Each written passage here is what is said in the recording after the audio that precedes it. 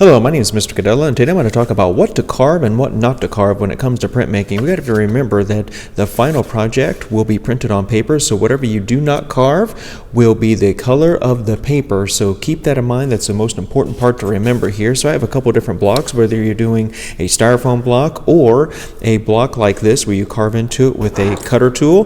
The same idea applies. Whatever you carve will not be printed out. So here's what I want to talk about. I created this example. I have 4 leaves here.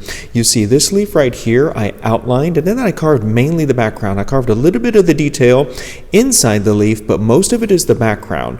Now when I carve even the background, I'm paying very close attention to the lines. The lines are very important. You aren't just trying to gouge out a certain area and completely carve it out. Many times the lines will tell a story. It'll either tell, say for example, the texture of fur or feathers, or even the direction that you want to communicate. For example, maybe the direction of the wind wherever it's flowing.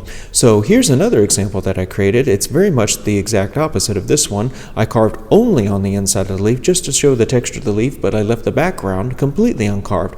This is perfectly fine too. Another way you could do it is you can carve both the background and the subject. Now notice though that the lines in the background and the lines inside this leaf are very different. If I were to make the lines in the leaf straight up and down, vertical too, it might get confused with the background and might actually blend in. So I made those background lines very different than the lines in the leaves. Keep that in mind. You want a contrast. You want a difference between those kind of lines.